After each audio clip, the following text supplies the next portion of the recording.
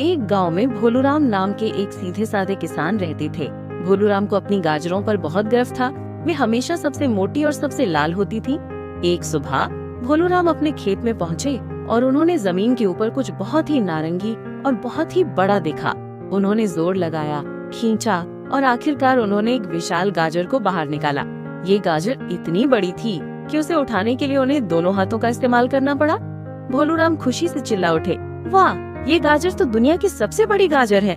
मैं इसे शहर के मेले में ले जाकर पहला इनाम जीतूंगा। वो गाजर को अपने कंधे पर रखकर चलने लगे। तभी उन्हें एक धीमी आवाज सुनाई दी, अरे तुम मुझे कहाँ ले जा रहे हो?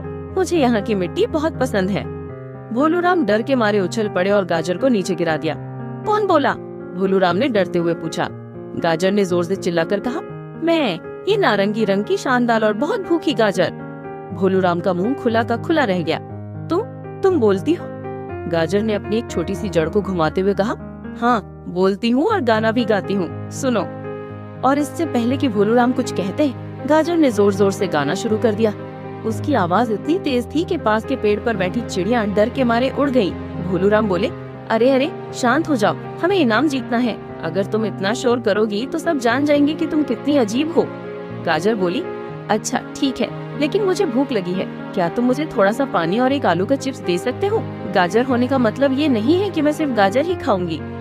भोलूराम ने किसी तरह गाजर को एक बड़े बोरे में छिपा दिया ताकि कोई उसे बोलता हुआ न सुन ले।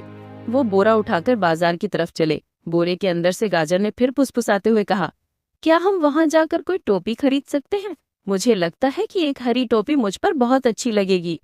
भोलूराम माथे पर पसीना पोंछते हुए बोले, पहले इनाम जीत ले, फिर टोपी भी दिला दूंगा। जैसे ही वो मेले के दरवाजे पर पहुँचे, गाजर बोरों के अंदर से चिल्ला उठी, अरे दोस्तों देखो, ये आदमी मुझे चुरा कर ले जा रहा है। मैं एक बहुत ही खास गाजर हूँ। मेले में लोगों की भीड़ जमा हो गई। उन्होंने भोलूराम के बोरे को देखा। भोलूराम ने डर कर बोरा फेंक दिया और गाजर जमीन पर लुढ़क गई। सभी लोग हैरान थे। किसी ने कहा, ये तो दुनिया की सबसे बड़ी गाजर है। दूसरे ने कहा, अरे ये तो गा रही है। भोलूराम ने हार मान ली। उन्होंने गाजर से कहा, तुम इनाम जीतो या ना जीतो, लेकिन मेरा सिर मत खाओ। मेले के जज ने जब गाजर को बोलते और गाना गाते देखा तो उन्होंने कहा, ये सिर्फ सबसे बड़ी गाजर ही नहीं, ये सबसे अनोखी गाजर भी है।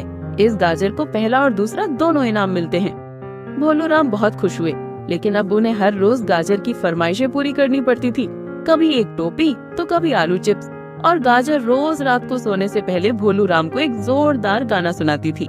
शिक्षा, कभी कभी जो चीजें सबसे अजीब लगती हैं, वही सबसे ज्यादा खुशी और इनाम लाती हैं।